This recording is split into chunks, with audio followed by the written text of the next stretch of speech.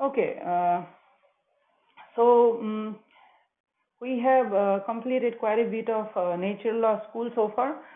Uh, we uh, we looked at how the Greeks conceptualized natural law. Then we looked at how it transformed under the Stoics, and more specifically in the works of Cicero, and then how natural law made its way into the Roman law in those times. The next important development happens to the natural law in the hands of two important, prolific philosophers, thinkers, and they are firstly your Saint Augustine of Hippo, and then Saint Thomas Aquinas. So we'll discuss Aquinas tomorrow, but first we will discuss about Augustine.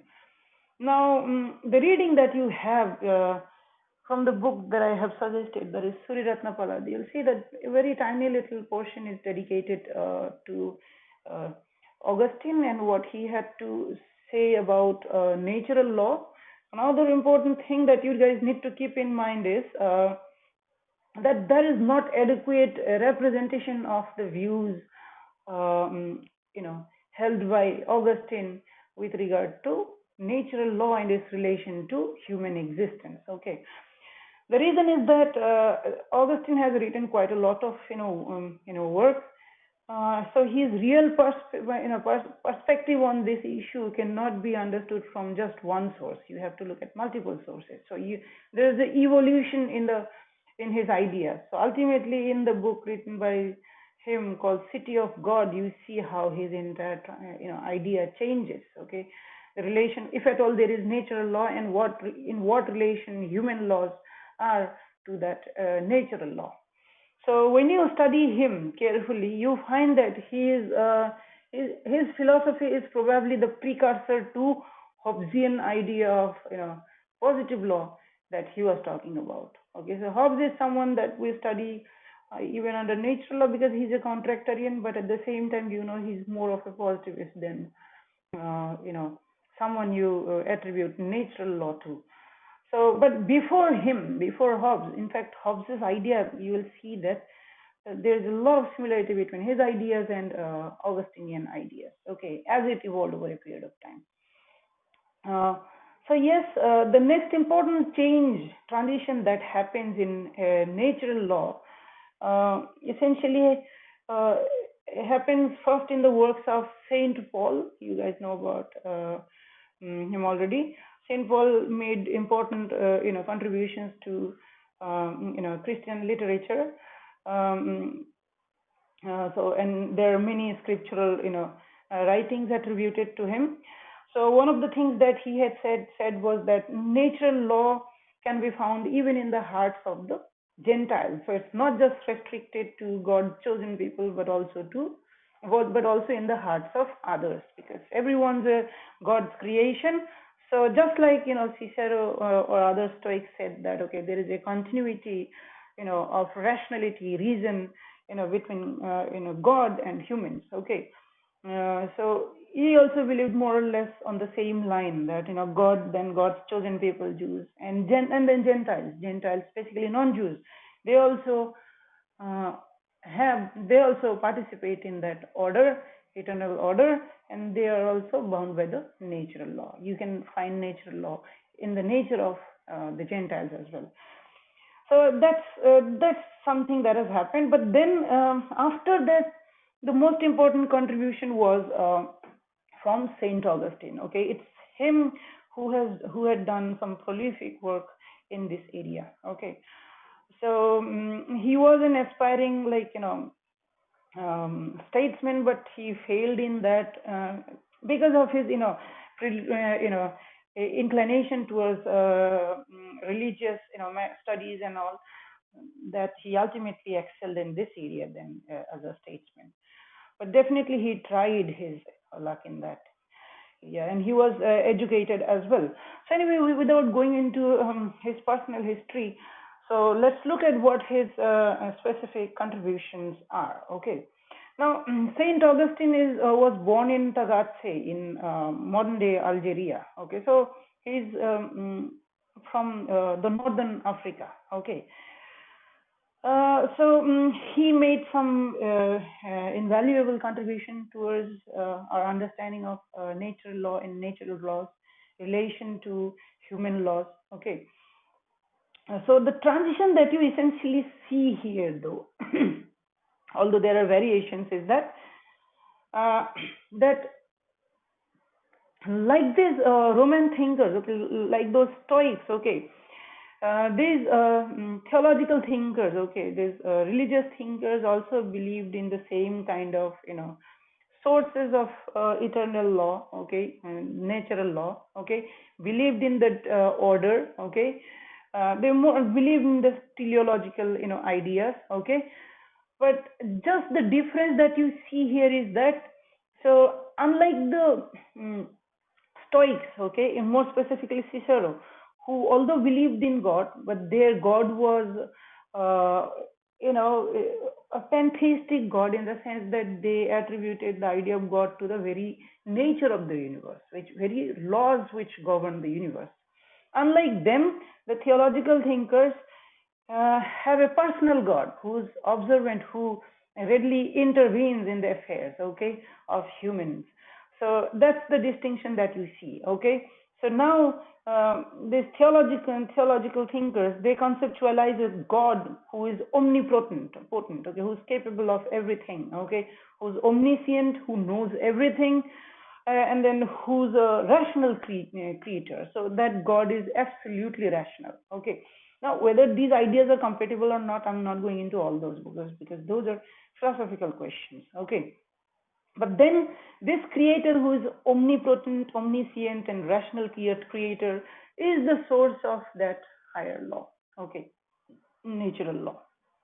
Uh, so yes, so idea is that the essential idea that if God is responsible for all things and God is rational, the universe must be ordered according to a divine plan in which all things have a divinely ordered, determined purpose. So it's basically taking that Aristotelian idea into, extreme, that okay, humans are rational creature, but it is possible for someone to be even more rational, and then you can conceptualize someone who's the perfect example of, rationality, perfectly reasonable, okay.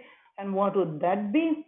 That would be God, okay. So that's the idea. So if and that God is responsible for all things that happen, okay, and that God is rational, okay.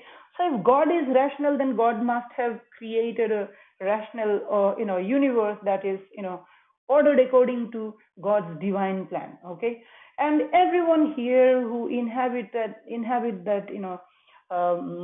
universe have a divinely ordained purpose in that hierarchy of things, okay.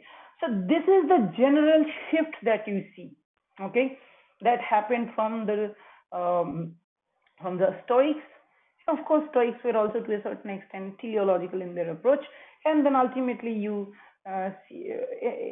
see that idea of universalism even in the works of the theological thinkers. Okay, but then this is just a general remark that I'm making. Okay.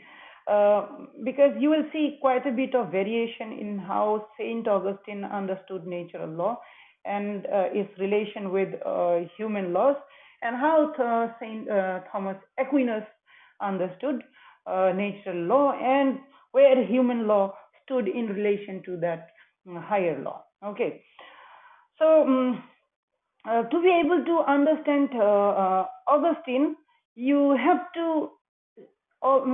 to observe carefully that his understanding of relation between that higher law and human existence as it is has undergone change with his changing understanding of religious scriptures. Okay, so initially he was inspired by the Stoic philosophy, just like the way I described to you. Okay, by the idea that law is part of that authorless, eternal order of universe, that there is a cosmic reason plan which is faceless.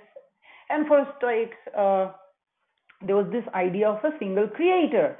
So only difference that you see here in the works of Augustine is that that single creator is now that personal God, okay, who intervenes, okay, when necessary. Uh, any confusion? Is there any question by anyone? Okay, none. So yes, that's the transition, that you see, that, he's subscribing to the same, idea of a natural, perfectly rational natural order, okay, with someone at the helm of affairs, and that's God, okay. So what is the contribution of Christianity to that? Okay, how did that idea change? So these thinkers say that, okay, uh, unlike the Stoics who thought that the very universe itself is rational and that those laws are themselves, God, for Christian theologians, there is a separate God, separate from the creation. So there is a creator, there is a creation, okay. And the creator has created the creation. So the creation will not exist in the absence of a creator. So that's why you have a personal God who intervenes, okay, when things are out of order. Whereas for the Stoics, okay, for them, it's like mm, a net, okay, that exists, okay. So if you touch any particular part of that net, okay, then it will affect the other, other, parts of it, and then the other parts of it will eventually restore the order, the disturbance that you have created, okay. It's like an automated process, okay. But um, for these Christian thinkers, that's not the case. There is someone who's outside, who's observing, who finds disturbance, and he will divinely interfere and then restore order. So that's the difference. That's the transition that you see. So I hope you guys are with me so far. Are you guys with me so far? Was I able to make the distinction clearly? Am I audible? Yes or no, something? Okay. Okay. Then, yes. So this is what his idea was initially. Okay. So he had to answer this question. Okay, a very important question that arises. Okay, if this is their understanding of law, then what is the purpose of law? Okay, what is the purpose of law? So there could be two different purposes that law could serve. Okay, one is mm, lesser in order, and the other one is higher in that order. Okay, the lesser necessity, purpose for existence of law is nothing but peace. Okay, in the absence of law there will be chaos, there will be disorder. Okay, now when I'm talking about order in this sense, it is in a much uh, you know humble sense of the word that I'm using. Okay, order in this sense merely means that there is no chaos, there is no one murdering, stealing, etc. Okay, that's what I'm saying. Okay, and the way Ciceronian philosophy used to talk about order again is different. That's a divine sort of order, or for that matter the teleological idea of order is completely different, that things themselves have a certain order. Okay, and everything has a defined defined place. Okay, that's a different kind of order, whereas the kind of order that I'm talking about here is different. So um, so as I said, law could have two different purposes. One is to maintain peace. Okay, peace in the sense that this is the humanly order that you need, that there should not be stealing, killing, etc., etc. So this is a human condition that we are in, that we are all vulnerable. I can give you cuts and bruises, so can you do that to me? I can take your property, so can you take mine? So these are like our painful, human condition. Okay, so to avoid that, law exists. So that's the only purpose that law serves, okay, to maintain earthly peace and nothing more. Whereas there is another order that you can think of, that law also leads you towards moral perfection. Okay, now this idea of order, okay, in terms of moral perfection is the one that was subscribed to by both Ciceronian, both the Stoics as well as the other teleological thinkers that we talked about. Although there are distinctions between them, but especially the Greeks thought that the laws of the city state, okay, the laws of the police will, if you follow those laws, that will take you to that exalted, nature of existence where there is absolute divinely order. Okay, it will lead you towards moral excellence. Okay, moral perfection. So these are the two different ways that law can function. Okay, before I talk about what Augustine subscribes to.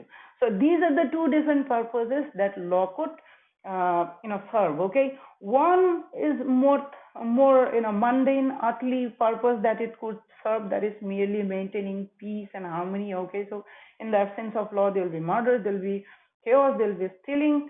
So law serves that purpose by prohibiting and stopping things like that from happening. And the other purpose that is possible is the higher purpose, that is moral perfection. Okay, now initially Saint Augustine, okay, believed in the idea that following the law, okay, especially the natural law, okay, which is known to everyone because reason participates in everyone, as also Saint Paul had said, okay, that yes, following the law, by following the law you achieve that moral perfection. Okay, that was his initial idea, but later on his views have changed. Okay, so initially he thought that law was a means to man's perfection and ascent to God. If you remember, the Stoics said more or less the same. Okay, when they were talking about universality of reason everywhere, so it doesn't matter whether you are a citizen, non-citizen, or whatsoever. Okay, reason participates in all human beings. So it's the same reason that God, even God participates in, or God, the absolute, reasonable existence. Okay, that was the idea that they are talking about. So if you apply reason, if you're reasonable, if you're absolutely reasonable, you go closer and closer to being godly. Okay, so or at least go closest to God. Okay, so that's the idea that was also held by Augustine initially, that if you follow the law, law could be a means for your perfection and moral perfection and for your ascent to God. Okay, so idea was that there was a connection between the eternal law and the laws of laws that apply to us, that is lex temporalis. Okay, laws of this world. Okay, laws of this temporal world. Okay, and the laws of eternal world. There's a continuity between these two. So the idea was that order is which will lead us to God if we hold to it during our life. So if you follow the laws of this world, if you follow the worldly order, that will take you closest to the God. That was essentially the idea that even he held, just like the Stoics. Okay, that we studied recently. However, his idea changed with time, as his understanding of religion changed with time, evolved with time. Okay, so later on he discontinued belief in this idea that law, adhering to law, could lead to moral perfection. Later on he subscribed to the view that law, the lex temporalis, the human made laws, okay, can only serve a earthly purpose of maintaining peace and that mundane order that we referred to. So what is the implication of this?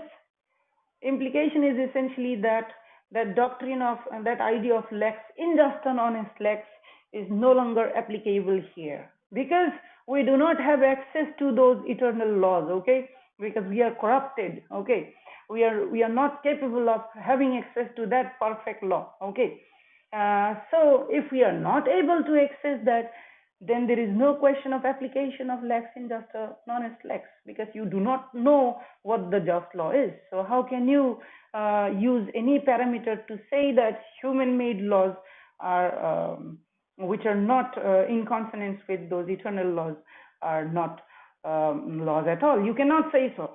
But he is not saying that there will be no parameter for you to weigh the goods and bads of a human made law, but that will be very mundane, in the sense that whether it contributes to lasting peace or not, that will be the only parameter you can use to judge the quality of earthly laws. Okay, so that's what he says. So you see the similarity with Hobbesian idea of social contract as well, if you have studied that in political science already. So are you guys with me so far? Are you guys with me? I mean, am I making sense? If there is any confusion, you guys can raise your question. Okay, then fine then. So, so why is this change? Okay, so why does this change happen? Okay, so what is that change? The change is that no human institution can be an agency of moral perfection. Okay, so worldly laws can never lead you to moral perfection, as was the belief earlier. Okay, so there is now a radical division. Okay, a disconnect. Okay, and there is no bridge between these two different worlds, that is the earthly world in which we fallen beings live, and the heavenly world in which God resides. Okay, so there is a radical division between these two different worlds. Hence we do not have access to the eternal laws, the eternal reason of God, the same way we would have before. What I'll tell you before what. Okay, so we merely have human reason. The reason that you apply is human reason. You do not participate in God's reason the way Stoics thought about. Okay, there is a discontinuity between these two. You can use human reason only for maintaining earthly peace and not to achieve moral perfection. Okay, you cannot do that. So that's the discontinuity that happens. Okay, now why does this happen? Okay, it's quite simple. Okay, so if you read the Old Testament, the first book, okay, Genesis. Okay, Genesis talks about what? That God creates the world in 6 days, and on the seventh day God rests. God also creates the first man, that is Adam. Okay, from the earth. Okay, then out of his rib, one of his rib, while he was sleeping, God takes out his ribs and creates Eve. Okay, because Adam was lonely, so he needed company, so he was given female company, that is of Eve. So it was all, the Garden of Eden was perfect. Anyway, before I'm not indoctrinating you guys in any way, because I don't subscribe to all this, but just for the sake of the story. Okay, why his understanding changes. So God creates Garden of Eden. Okay, and it was all perfect. There was no necessity for Adam to work hard. Okay, or drop his sweat. Okay, to get what he needs to survive. Everything was perfect. God also gives him Eve as a company, as a female company. Okay, there was no question of reproduction. I don't understand then why you need someone from the other sex. Anyway, those questions that you guys can raise. But then what happens is that meanwhile, God also instructs them that there is this tree called tree of knowledge. Okay, and there are fruits in that tree, and God prohibits them from eating fruits of that tree, because if they eat that fruit, then they will have knowledge about good and evil. Okay, and that leads to moral corruption. Okay, so God keeps the tree within their accessible limits, that they can easily reach, get to the tree. God could have made it difficult for them to reach the tree, but God makes it very easy, as a matter of test probably. Anyway, so what happens, you guys already know that there was a serpent. Okay, that serpent entices Eve to consume the fruit, and then Eve entices Adam to consume the fruit. Okay, so and then they do so. Okay, and then suddenly it changes everything, because now they have access to the knowledge of good and evil. Okay, so God comes then. Okay, they are not to be found, but God calls them out, and they answer, and then they say that they have done what was prohibited. So that's the original sin. Okay, that's the idea of original sin. Something that was prohibited by God was done by Adam and Eve. Now what happens after that? Say, this is not what I'm going to ask you in the examination, just so that you understand what Augustine is talking about. So what happens after that is that so God then gets mad at them for disobeying them. So God then curses all three of them. Who are all those three? The serpent. Okay, serpent is said that, okay, you will crawl on your belly, you will live in the dust, and then and you will be, your seed will be hated by the seeds of, Adam and Eve, and basically saying that, okay, you will forever be hated by men, and you will also in turn bite them back. Okay, something like that, God says to them. So that's why, I mean, if you want a silly explanation of how how natural order, natural things, then you have Bible for you. So anyway, and then what else God does? God says that, okay, Eve, for the infraction that you have committed, you have to bear the pain of giving birth. Okay, so hence women, even till now, women have to, feel the pain in giving birth. Although today we have modern technology that can avoid that. So yes, we have bypassed God's punishment. Anyway, apart from that, God also says to Adam that uh, uh, so you now have to work hard, drop your sweat to get what you need to survive, and hence the human condition. Even now we fight for resources, we fight among ourselves. In fact, the first two sons that were born to Adam and Eve, Cain and Abel, okay, among them Cain ends up killing Abel, okay, because Abel's offering to God was accepted, whereas Cain's wasn't. Now why? Not going into all those questions. Anyway, so why did I mention this story? It can go on. It's just the beginning. Okay, it's just the story of from the Genesis. Okay.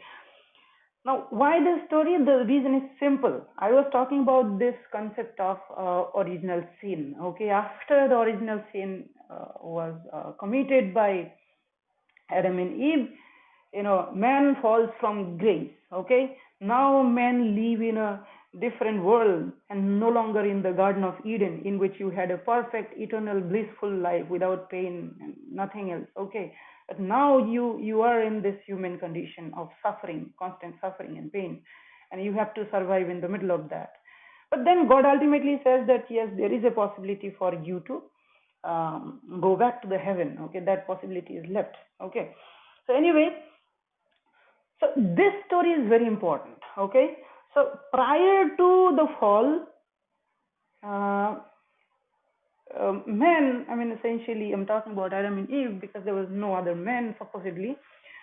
We were in continuity with God's reason. Okay, we were right there. Okay, but after fall from grace. Okay, after the fall from grace. Okay, we are we are in a different city, the earthly city. We no longer dwell in the city of God, that is the heavenly city. We no longer do that. Our reason is corrupted. We learned about the idea of right and wrong, good and bad. So it has corrupted us beyond repair. Okay. So this idea of original sin, okay, although nowhere exclusively said that it will be inherited by others, but especially in St. Paul's work, you find that this idea of original sin has been inherited by all humans who are born. So even if the child is born from mother's womb now, the child is not born free but born with those original sin. Okay, so that's the idea. Because of that, so Augustine is now saying that no matter where, no matter what, okay, you are not in continuity with God's reason. You have fallen from grace. Okay, the human race has fallen from the grace. Okay, so that's why his change, of understanding of this idea of law happens. Okay, so so human beings now, face this tragic, condition of human existence. Okay, where you can only hope for moral perfection. You cannot be sure that by doing this, by doing that, I am in fact guaranteed a position, guaranteed a birth in the heavenly city of God. You cannot be sure. Okay, so anyone who tells you that I'm going to sell you a ticket to heaven and this is what you have to do is basically fooling you. So you cannot do that, is what. So this bit is again interesting, because this you can take up, against, for example, so many priests who say that, okay, I will ensure that you go to heaven. So anyway, this is the change that happens. Okay, so in the city of God, okay, in the light of what I just described, he had said that God resisted the proud, but giveth grace unto the humble. Okay, So it is quite possible that sometimes those who say that they have access to religious scriptures, they understand it better than you, but they are so full of pride. So even though they might be under impression that I know what God wants, but in fact the most humble who knows nothing might be closer to God. No one can be sure about it. Okay, so this is what he essentially says. Okay, so he says that because of our fallen nature, we can only hope for salvation and perfection. Okay, there is no bridge between this world and that world, and that chasm cannot be fixed. Okay, so that's essentially the idea. Okay, now why is this idea important? Because what is the relation then between natural law, that eternal law? I'm talking about that eternal law that God has given us, and the laws of man. He's saying that even if there is one, we can never know, because we do not have access to eternal law because of our corrupted nature, because of our fall from grace, because of our original sin. Okay, so you have two different loves. One is love for the God, that city of God, and the love for worldly things. So even if you have lots of riches, property, power, um, that wouldn't ensure you a birth in the heaven. Okay, maybe you are suffering in this world, maybe you are probably one of those beggars by the street, but if you are pure in your heart, maybe you have a place, in the city of God.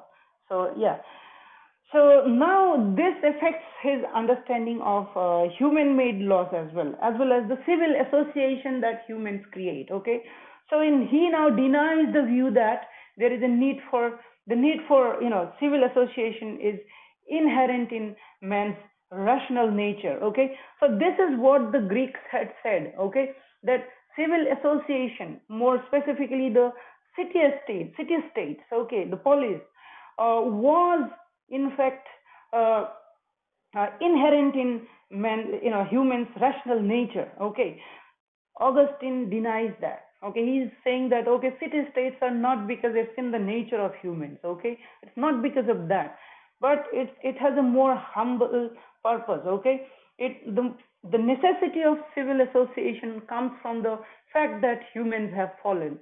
Okay, they need to coexist. Okay, because in the absence of coexistence, they will just end themselves. So to prevent themselves from annihilating, to prevent misery, to prevent death, suffering, to prevent what they suffer from the human condition of fallenness, you need human association, and hence the laws that you need in this human civil association. Okay, so civil order is a remedy for sinfulness and not of moral perfection. So civil order, the laws of this world, does not ensure a birth in the city of God, but merely ensures that because of your sinfulness you have to constantly suffer, so you remedy that for now. Okay, that's it. Okay, that's the idea of law that was conceptualized by Augustine. Even now, in today's time, we no longer believe that following the laws of the state will lead to some kind of moral perfection, or would ensure a birth in the city of God. Many of us do not believe in that idea at all. So anyway, this is what his idea are. Okay, so he's saying that laws of this world. Okay, cannot create a heavenly city. Okay, that is the universitas. Okay, universitas, that is the natural order, is out there, up there. Okay, we laws of this world cannot create that, nor can it help you in reaching that. Okay, laws of this world can only create a societas, or a civil order. Okay, which is necessary for the polices, the city states, the states unity in diversity, because all of us disagree, okay, about things. Okay, so we have to live with our disagreements. So laws of this world merely serves that purpose, that we are able to survive even when we disagree about most of the things. Okay, that's the only purpose that law serves. Okay, so hence that idea of lex injusta non est lex, especially after the transition that happens in his understanding, does not apply in his case. So yes, however, at this stage, I want to say that he doesn't say that natural law does not exist or God's law does not exist. He doesn't say that. Okay, he's saying that God's law does exist, natural law does exist, eternal law does exist. Okay, but we cannot be sure that we know what that law is. We do not have access to that law. Okay, so all that you can do is do your best. Okay, and hope that okay you have stood the test of eternal law or of that of natural law. One more thing, I don't have much time, so one more thing, because I don't want to spend a lot of time on Augustine. I want to talk more about Aquinas, so I want to end it today. So one last thing that you guys need to know is that he says that um, following the laws of this world, okay, you might think that I have followed all the laws of this world, that is laws made by humans, okay, hence I may be morally perfect, okay, I'm morally unimpeachable. That's not the case. You might have followed all the laws of this world, but you might still be corrupt in the eyes of the law, in the eyes of the God, okay, or God's law. Or it is possible that you have disobeyed the laws of this world, but you have not violated the laws of God. Okay, so that's the relation in which that higher law, that is eternal law, natural law, interchangeably used there, stands with that of the human-made laws. Okay, there are many more things that we can discuss, but I wouldn't go into all that. Just remember that he says that God's law is unchanging, universal. Okay, whereas human laws are changing from time to time, place to place, because the requirements of human justice also change from time to time, from place to place, whereas God's law remains unchanging. It's just that we do not have certain sure access to that law. So that's it. That's what Saint Augustine had to say about natural law, and that's the transition that you see from Ciceronian and Stoic thinking in the in the philosophy of Saint Augustine. So if you guys have any confusion with regard to this, you guys can ask me now.